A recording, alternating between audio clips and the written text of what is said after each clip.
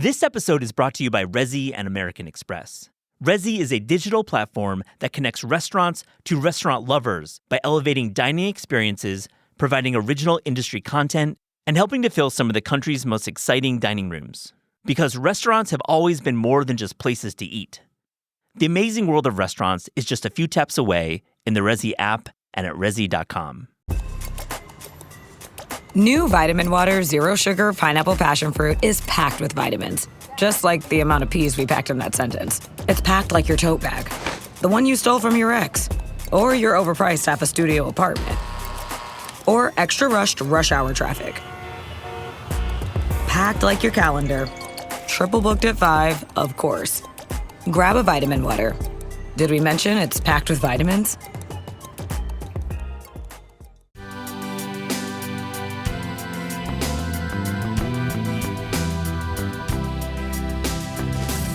And that's kind of what happened. And then when I served it on Top Chef, it kind of became known as the dessert that made a famous butcher cry. Mm-hmm. And it was Dario Cecchini. Oh, no, he's very famous. And he just completely cried. And then I cried and everybody was crying. It became that dish. This is Taste. I'm your host, Matt Rodbard.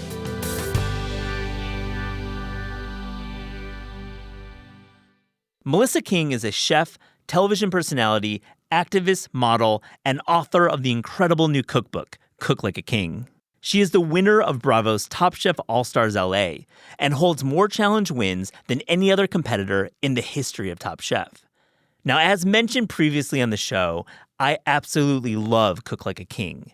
It really speaks to me, and Melissa shares about what inspired the recipes as well as why she's 100% okay with not working in restaurants.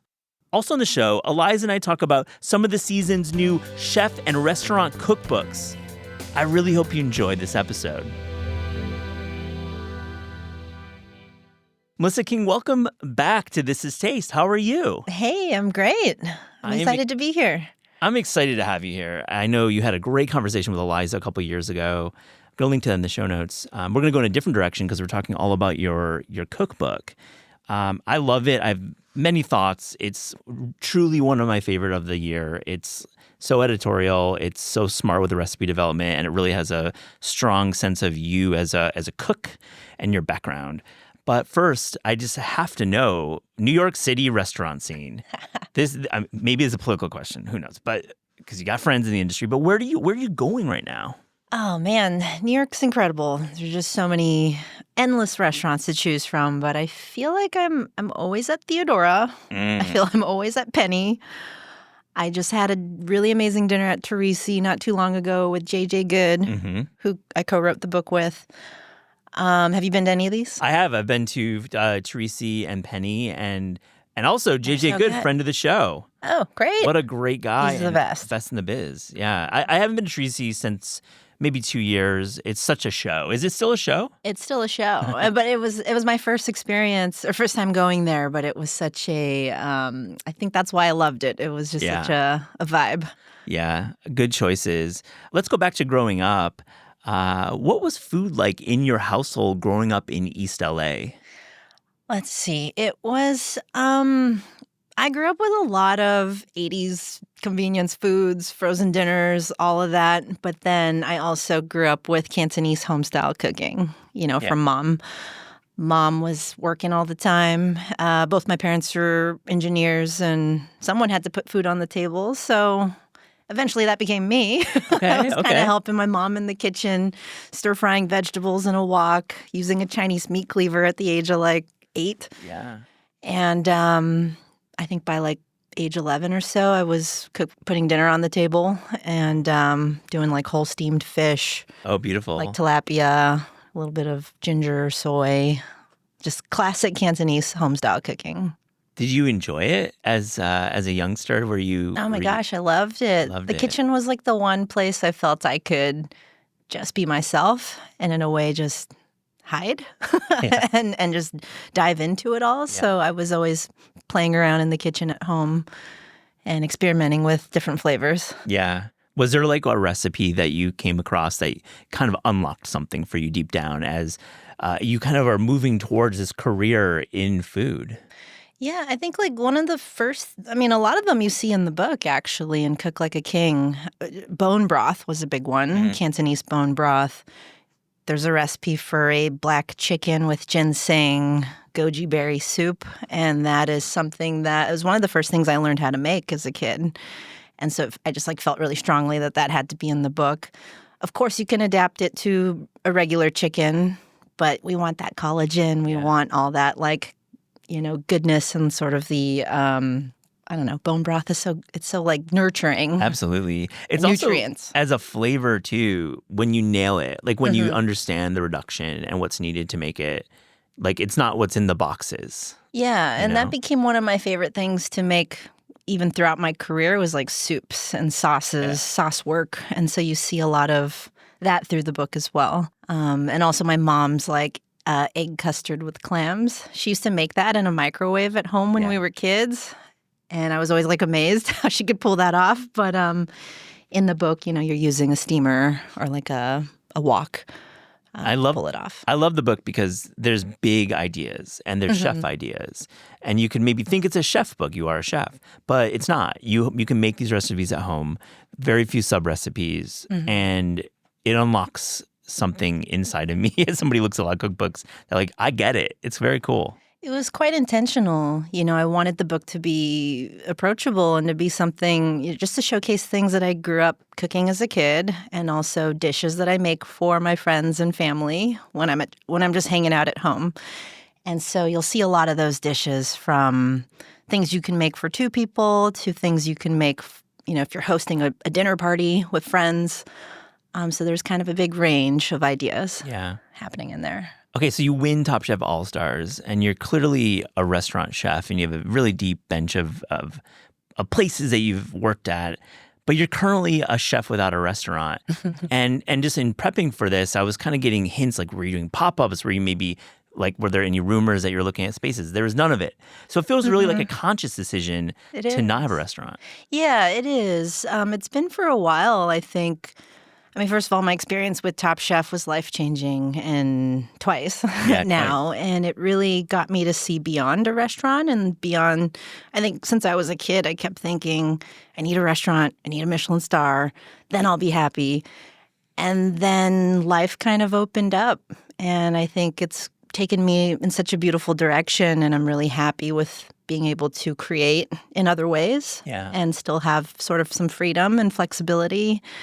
I'm also a total like Libra Sagittarius, and I like spontaneity. I like just having a lot of flexibility in my career. Well, for you to recognize that is special because I think most chefs are in that mindset of Michelin stars in restaurants. It sounds just from your response that you're maybe not going to have a restaurant. Like this lifestyle and this ability to do a lot of things and not being tied down by a space is fulfilling. Yeah, I certainly love creating. I love sort of being the visionary behind things. And, the book, you see a lot of it's really my restaurant in book form. I think there's a lot of just that passion and creativity that I put in and thought behind each dish.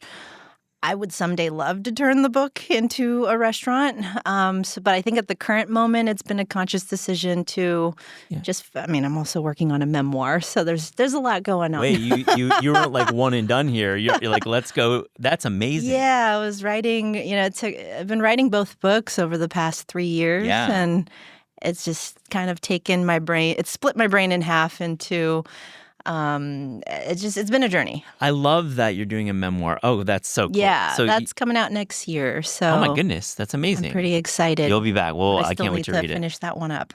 Well, speaking of writing, you write in the intro of this book, Cook Like a King, that while you were competing on season 12 of Top Chef, you were in your own head.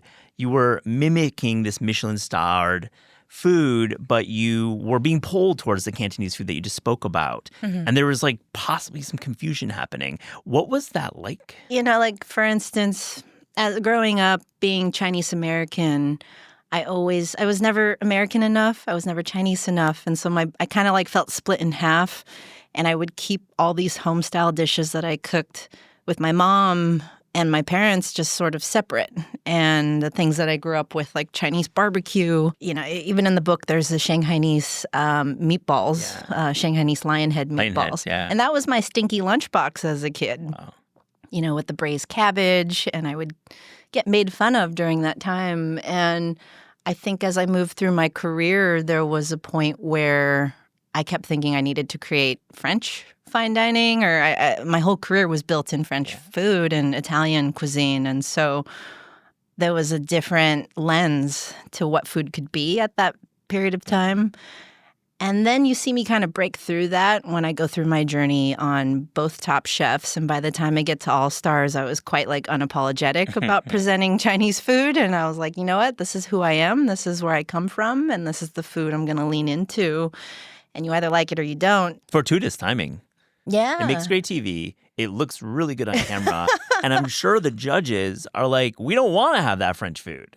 Yeah. Have tiramisu I think there was just a huge shift in food culture at that time period. And even today, you see just so much more of just fusion and different types of cuisines being really celebrated. And I think that was really my goal with the book as well, especially starting this book 3 years ago and continuing the journey today, is wanting to just really present my identity through these dishes. Yeah.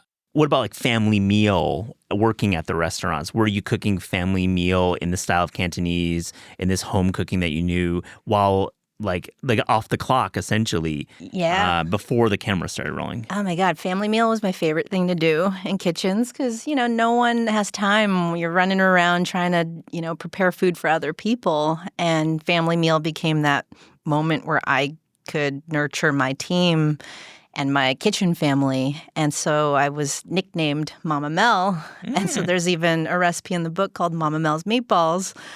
But a lot of the dishes in the book are actually staff meal, things that I would create during staff meal when I was a butcher at a restaurant for a couple years and would save up all the fish trim and make a lemongrass cioppino, being a San Franciscan, but throwing in those Asian flavors as you were speaking about in sort of a home-style way. Today's episode of This Is Taste is brought to you by Grow Therapy.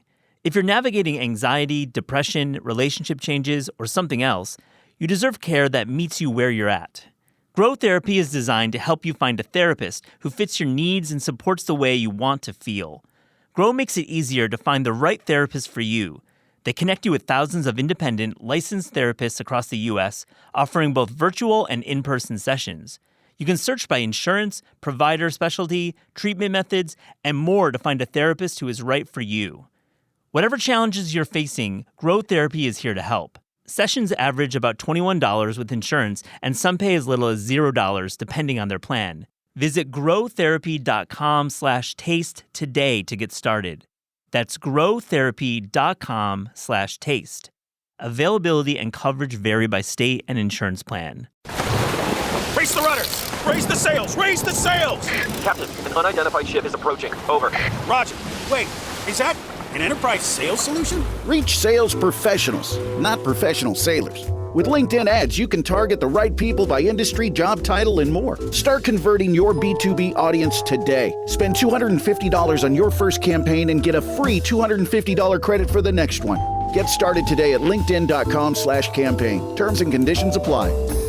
So my first thought when looking at the chapters and the recipe list is, this book is a book that speaks about modern cooking, and looking at some of the recipes like chili Chris labna, chili, lime, melon, and prosciutto, and Sichuan steak tartare. I mean, it goes on, and I feel like, and with all respect, if I'm opening a restaurant in a mid-sized city or even a large city, I'm pulling this book and I'm just putting versions of these recipes on my menu because these would crush. Don't steal it though. There's no stealing. Inspired by, but I'm just saying, and I hope it comes off as a compliment because it's really... Thank you. I appreciate that because that was really my vision. I think because I don't have a restaurant, that this cookbook became my restaurant. Yeah. I put my heart and soul into every detail of this book, from the recipes to we recipe tested it over and over to make sure that it would actually execute at home. If I pass it, to an everyday person, that they could do it and cook like a king. And that was the goal. But every detail, from even the flecks of salt on the plate, it's like, okay, this needs to like move a little to the left, or there's like too many chives here in this picture. So all my hands were in this book. Yeah. Every detail of it. I feel like I visited that restaurant, that unnamed restaurant that may never open. Let's talk about recipes specifically. Let's talk about fucking crispy potatoes. That is the title of it. I think it's the goal of many home cooks. You have that crispy potato in a restaurant. You're like, how the hell are these so good? Right. And you are addressing this concern by many home cooks who try to replicate these crispy potatoes and don't get there. We don't have basket fryers. We don't have special equipment. But none of this is needed. How do we get to these potatoes? Yeah, I think a lot of the book has these foundational techniques that I want to pass on to home cooks. I want you to know how to make fucking crispy potatoes in your oven and how to make a perfectly seared steak for two to mid-rare. So there are these foundational techniques built through the book. And then from there, you can level up, and there's or you could bring it down and simplify it for yourself. So like, for instance, with the crispy potatoes, it starts with just making sure they're, first of all, flavored well. And so I boil them in heavily, heavily salted water, very similar to like a Syracuse potato. Oh, yeah, like almost a half box. Like where you're using like seawater to cook these potatoes and really infuse that flavor into it. And so you can eat the potatoes boiled like that. I keep them in my fridge all the time. I throw them in salads. But then you can level up and smash the potato, crisp it up in the oven, good amount of oil, olive oil, high heat. But the trick, I like to add a little bit of beef tallow. Yeah. I think that's what's really going to add that crispiness. It's kind of like the duck fat potatoes situation. Yeah, because you're getting the texture from that smash and that high heat roasting, but you're also getting this like depth and tallow that's like kind of like to the diner. It's like, what is that? And it's the tallow. Tallow you can buy everywhere. It's like super big now. Exactly. But also the book gives you the flexibility to omit that if you want to keep it vegetarian and plant-based. So there are a lot of variations through the book. I let people give them the autonomy to flex and bend to their preferences. What's the potato of choice, though, for this to really execute it well? I like those small little, what are they, baby gold potatoes. I think those are, they stay fluffy. They smash nicely, but then it gives you that crispiness that you want to achieve. That smash technique is amazing. Let's talk a bit about turmeric lemongrass pork belly roast. I looked at it. It looks like a porchetta. It looks beautiful in the book, but there's a cool story behind it, and those flavors are quite unique. Yeah, it was. I love porchetta. It's like one of my favorite things. If I see it, I'm always gonna order it. Totally, two of us. And I was thinking about lechon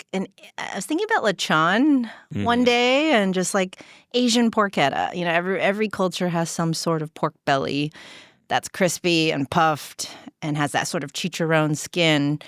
But I was also thinking back to when I traveled. I backpacked Southeast Asia for my 27th birthday, I think, by myself when I was younger. And I disappeared to Bali.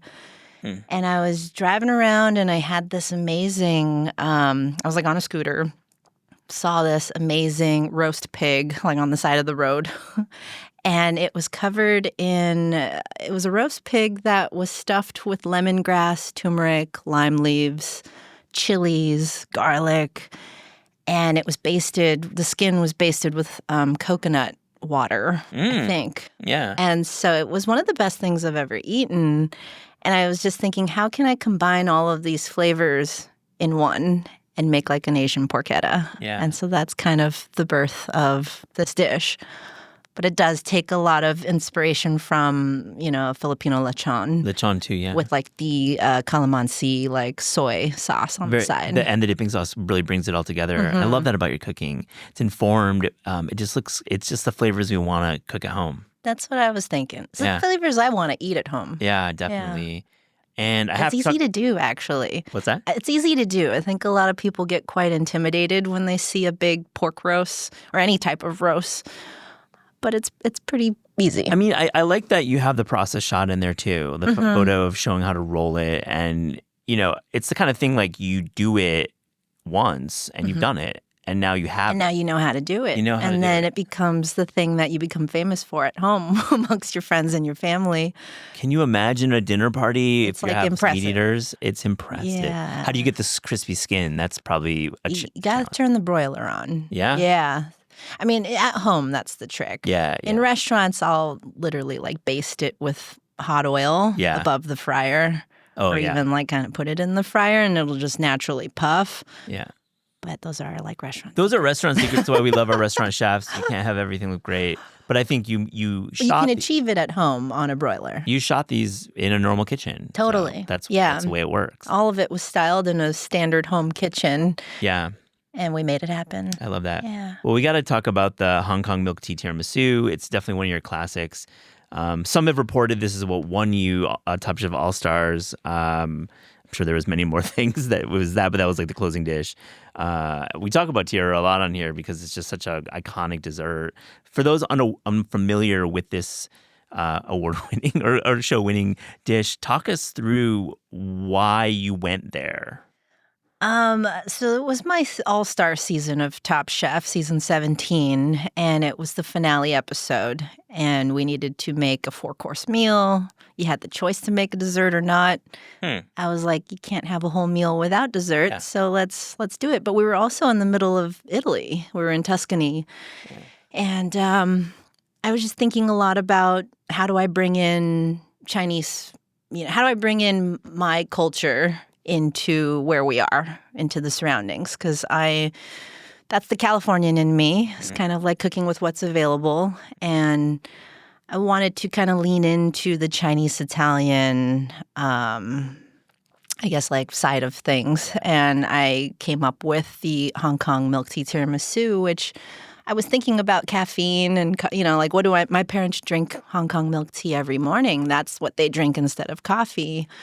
But why not just switch that in a tiramisu, that caffeine element? And that's kind of what happened. And then when I served it on Top Chef, it kind of became known as the dessert that made a famous butcher cry. And it was Dario Cecchini. Oh, no, he's very and he famous. just completely cried. And then I cried and everybody was crying. It became that dish. And so it was important to me to really share that recipe in Cook Like a King and give everyone else the experience. I love that. Take us through a little bit how you bring this tea flavor in and you're swapping out the traditional flavors. Yeah, so traditional Hong Kong milk tea is made of black tea, condensed milk, a little bit of evaporated milk. And so I'm really swapping out the espresso from a traditional tiramisu and incorporating a Hong Kong milk tea powder, instant powder, and infusing the ladyfingers in Hong Kong milk tea. Yeah. And that's kind of the only swap, really. And the rest of the recipes, like making a traditional tiramisu, the difference with mine is we did lighten it up a little bit with a little layer of whipped cream because it's so delicate. Yeah. The tea flavor is so delicate. And instead of dusting it with, like a cocoa powder, I dust it with milk chocolate. Oh, milk and chocolate. you just grate milk chocolate right on top. That's my choice. Yeah. I think milk chocolate over cocoa powder on my tiaras. That's my choice. It's kind of become its own dessert Yeah. in a way. It's amazing. I love that story. Yeah. After you won the show, what was that like going through your head? The moment. Gosh, the moment. Yeah. I was actually just writing this part in my memoir yesterday. I was in shock. I think just so many feelings. It was very overwhelming when Padma's like, "You're Top Chef," and I was like, "Wait, what?" Not just any Top Chef, you're an all-star. It's like the best of the best. So it's like, the competition, everyone's an amazing chef there. And the competition, I think, really becomes a test of your mental endurance. It's a very emotional journey. And I think that's why at some point everybody cries. But for me, I was so burnt by that episode. And I was like, I don't know if I have it in me to even do one more challenge. So yeah, we were all running on fumes. Yeah. at that Did you take a point. vacation afterwards after that competition? I did. I went around Rome, and then I took my mom to Portugal. We went to Lisbon. Yeah. Then I met up with my sister in London. So we had a little European Good. getaway. You deserve it. I was hoping Yeah, that it was nice. Like, back to the grind. No, God, no. Yeah. Well, we didn't know about it because it's filmed well in advance, so you had to True. keep on the DL. You got to keep the secret, too, for a very long time. That's crazy. Yeah, months. Months and Which months. is crazy. Yeah, but I love that season, and I love Cook Like a King. It's truly, I say it again, one of my favorite books of the season. Oh, thank you so much. Melissa, on This Is Taste, we ask guests about their discerning taste. So to close this interview, here's a little rapid-fire Fast and Furious taste check. Are you ready? Let's do it. The best fruit. Mango. The worst vegetable.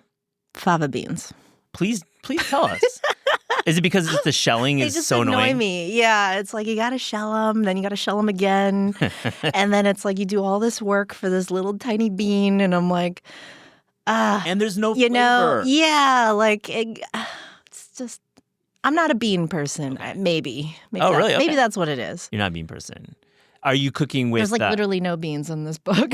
Really? I don't think so. That is a first time I've heard that from a chef, and this is amazing. I like eating beans, but I think I just didn't grow up Yeah. with it. You know, it was something that kind of came into my diet later in life, like in my 20s. But I can live without beans, but specifically fava beans. The best dessert. The best dessert. I love a classic creme brulee. Yeah, something about it. It's just, I love classic desserts, whether it's a creme brulee or a souffle. Yeah. Um, I mean, it really should. Anything hot and cold, too. Oh, yeah. I'm a big fan of. Actually, you know, I think the book has a lot of the classics as well, as far as, you know, like a Bass cheesecake, but kind of has a little twist to it with the salted egg yolks. Yeah. Madeleines. You know, I'm a purist. It's just a chocolate chip cookie Yeah. done well. That's Is there a that's twist kinda in where your my chocolate heart chip is. cookie in the book? No, not really. Pretty classic. Keep it classic. Yeah, like that. there's like the Vietnamese coffee flan, and that's Yeah. you know a little twist there, but it's at the end of the exciting. day, it's a flan. Should everyone own a blowtorch for their home kitchen? Totally, yes, it's the best. We've been writing about that in Taste Just for a be long careful. time. Don't light the house on fire. Well, but, yeah. but it is fun. It makes you feel powerful. you It know? makes you like you're Carmi from the Bear. You know, you're doing a little of that cosplay. Your favorite cookbook of all time? Well, of all time is hard. There's so many, but I would say the one that I'm into right now, or that the series of books that I've gotten into was the Josh Nyland books. Yeah. The Whole Fish. Fish books. And I know he's coming out with another one. I was just hanging out with him in Australia not too long ago. But his books are just so artful Yeah. and artistic. And from a chef lens, I find him to be a visionary. Like he's creating food that is changing the industry in a way that you just don't see. I mean, codifying dry aging for fish. Dry aging fish, making fish charcuterie. Yeah. Just things that you just don't. It makes sense. It's all very thoughtful and makes so much sense. But it's like, wow, why have none of us thought of this? Yeah. No, this and is brilliant. he had It's a great clear way vision. to like use these like leftover trims of the fish. So Good call on that yeah, one. he has a beautiful book. When you're reaching for fast food, where are you going? In and Out. Oh yeah. Oh yeah. Classic LA. I'm such a SoCal kid at the end of the day. In and Out all the way. Your favorite city outside America to visit for food? I was about to say New York, but Tokyo. Yeah. Man, Tokyo's cool. How do you like to do So it? much fun. I eat any place that doesn't have an English menu Yeah. and no American tourists, I'm all about. I'm Yeah. like, take me there. I jump don't on want in to go and to try. like just the little small mom and pop places. Nothing too fancy. A cuisine you would like to learn more about? Indian cuisine. This is where I need to hang out with Padma more. Yeah. It's like I would really love to learn more about how to just utilize all the spices and develop that depth of flavor. Yeah. Yeah. Love that. Last one, your favorite sandwich? Ooh, anything with mortadella. Oh, well I'm a said. huge mortadella fan. I'm like, the more mortadella you can pack in a sandwich, the better. I'm happy. It's something about it, right? It's got to be like thinly, like really, really paper thinly shaved and then stacked. Yeah. And then maybe some like stracciatella. Yeah. And just, yeah. Big question, though. What's the bread choice? Oh, I love a focaccia for that sort of situation, or ciabatta of some sort. Yeah. Yeah. I know what I want for lunch Then there's now. BLTs, too. Like, that's probably my second favorite is a BLT. Melissa King, this has been so much fun. Thank you so much for joining This Is Taste. Awesome. Thank you so much. With the Walmart app, you can squeeze in those final days of summer and nail that back-to-school shopping list. So keep working on that tan and let Walmart Express Delivery handle the rest. Chromebooks, Clorox wipes, Sharpies, glue sticks, pens, pencils, and more. All delivered in as fast as an hour. So pour yourself another iced tea. Summer's not over. Last-minute back-to-school supplies delivered fast. The Walmart you thought you knew is now new. Subject to availability. Fees and restrictions apply. As a sports fan, I have to confess. Sometimes the game gets kind of boring. That's when I unfold my Samsung Galaxy Z Fold 7 and use multi-window viewing on its large screen. Boring game? I'm checking out my fantasy baseball league at the same time. Score still 1-0? I'm replying to emails in the other window, scoring points with the boss. Semifinals finally getting exciting? I'm buying tickets to the finals and booking my flights. Can your phone do that? The new Galaxy Z Fold 7. Get yours at Samsung.com. Hey, Matt, you want to talk about fall cookbooks? I do. I'm really excited to talk about chefs and restaurant books. Yeah. Do you want to kick us off? Sure. And I think a lot of these books, it was when we were talking early on about what makes a chef and restaurant book, it's kind of like they have worked in restaurants at some point in their life. They might not have a restaurant right now, but the point of view is informed by a professional background. Is that fair? Yes, I think that's a fair criteria for this section. Okay. Well, my first one is called Soju Party, How to Drink and Eat Like a Korean by Irene Yu. I just got a copy of this book this morning, so I got to see its full glory with all the beautiful, with the paper quality and the cover, which is one of my favorites of the season. I'm just going to say something very quickly. First off, I love this book. And second off, I have never read a Korean cookbook with such a precise and razor-sharp point of view, and that includes the two that I've written. I think that she really, really, really captures the Korean drinking culture while offering a really smart nuance about modern recipe development. This book is a tribute to onju, which is the food you eat in Korea before a drinking session or before you are out partying with friends.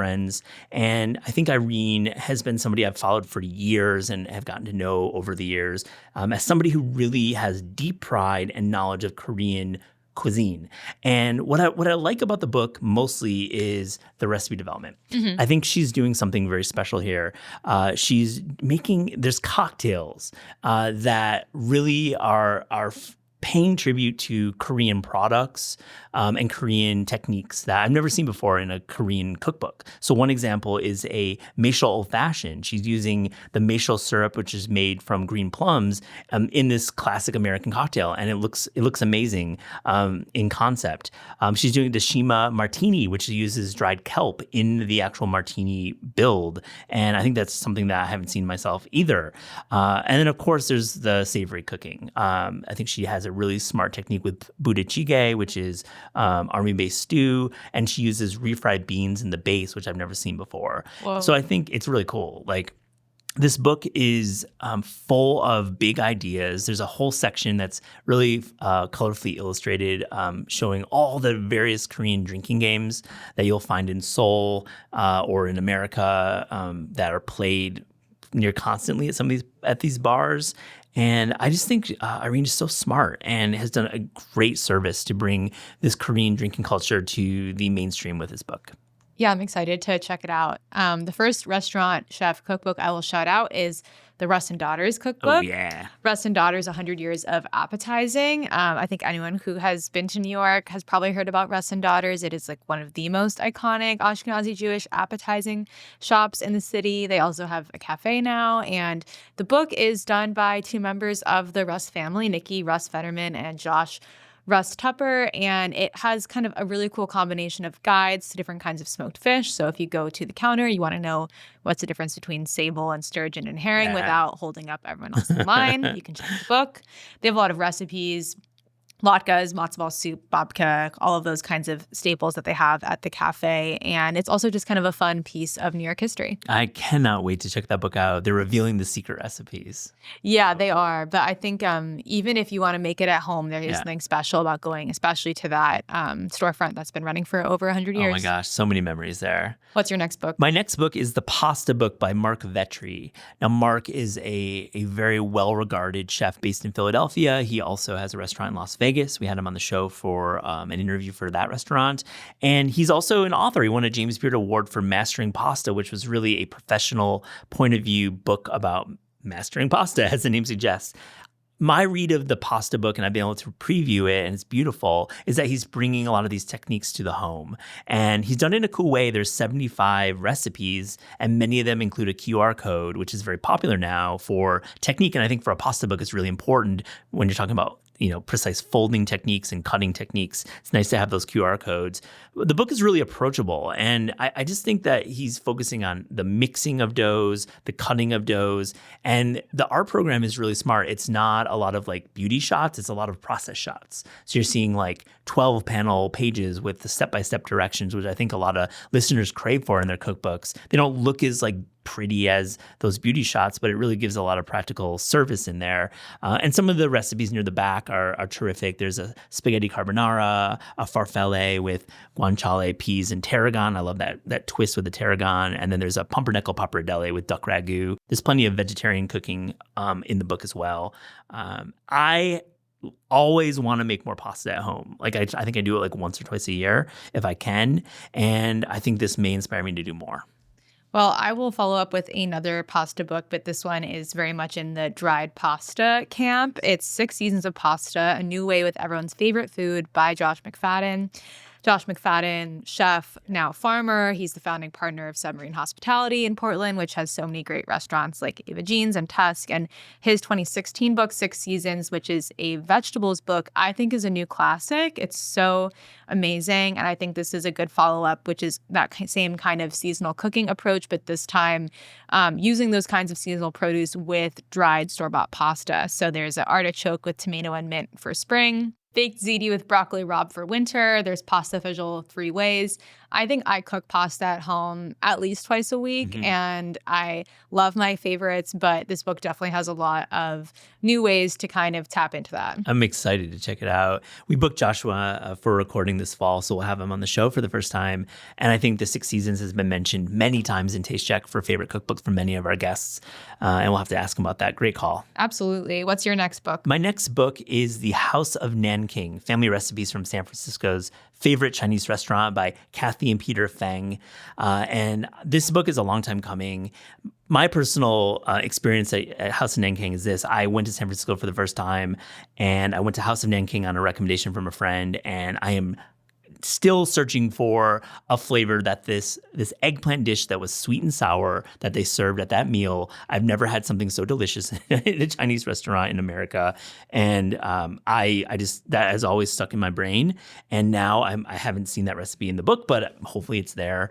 There's 100+ recipes in the book, and it tells us the Feng family story of cooking Cantonese and Shanghainese recipes in this really iconic San Francisco restaurant that was founded in 1988. And I'm really excited to cook from it. There's a crispy scallion cake with peanut sauce that's a house favorite, as well as some noodles with pork that is also, it's called the Nanking noodles, and that recipe is in there. So I'm excited to check this book out and learn more about the family. Yeah, I will follow up with another family restaurant-focused book, which is called Family Thai. It's by Arnold Mint, and his parents are Thai and Burmese immigrants who opened International Market and Restaurant in Nashville in 1975. It was one of the first Thai restaurants in Tennessee, and almost 45 years later, after Arnold went to culinary school in New York and worked for Jean-Georges, he now is owning and running International Market and doing kind of a new twist on this like Thai Southern food genre. So he does bacon pad krapao. He does peanut sauce fondue. Oh, it sounds great. I know. I saw that and I lost my mind. I've never had peanut sauce fondue, but I'm grinning thinking about it. Or pak bun phai dong, which is normally stir-fried morning glory that he's doing with Brussels sprouts, which are more available in that region. I've never been to this restaurant, but I certainly would like to go after checking out the book. And in the meantime, I think I'll just have to make some peanut sauce fondue. I love this inspiration from Nashville. It's all over those recipes that you mentioned. It's really, really cool. Do you have one more book? I have one more book, and it's Franco Pepe, Pizza Chef. That's the title. Pretty great there.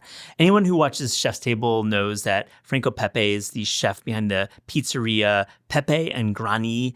That's about 2 hours outside of Rome. I got to go there last summer and had an amazing time there doing the pizza tasting. They have them amazing. You can eat like 5 or 6 slices of this incredible pizza that comes in the form of fried and also classic Neapolitan style. Those are his kind of styles he's playing with. And this book is a tribute to his life and his pure pizza nerddom.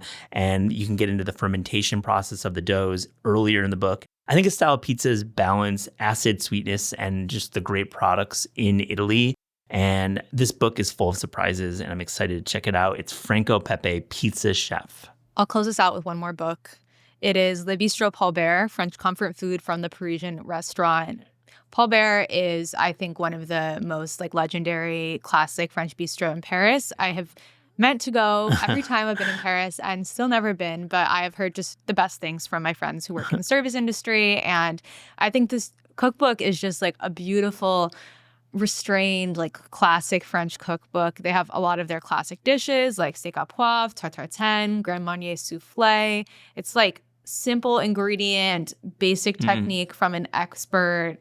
Get the book, get some candles, try to make it as close to Paris as you can in your home. I actually don't really cook French food at home, but I think it's something that as I enter my 30s, it's time for me to do. Yeah. So maybe this book will be the way to do it. I have never been to Paul Bert either. I think it's Chateaubriand and Mocha Nuts and more modern bistros is what's in my wheelhouse there. And I'm so happy there's a book that's a tribute to this restaurant. And I love that you say classic French cookbooks. I feel we don't have as many of those around. If you go to vintage cookbook stores and it's all the books were that way in the 80s and 90s, and we're returning to it with this, and that's exciting. Yeah. Thanks for sharing your restaurant books with me. Thanks, Eliza. This is Taste is hosted and produced by Eliza Barbanel and me, Matt Rodbard. The show is edited by lead producer Clayton Gumbert and supervised by Pat Stango, Director of Media Production and Development at Penguin Random House. Thanks to Shalia Harris and the production team at Penguin Random House. Theme music by Steve Rydell. Logo and guest illustrations by Ellie Skurzat. Visit Taste online at tastecooking.com and make sure to subscribe to our newsletter to keep updated on all cool things in the world of taste.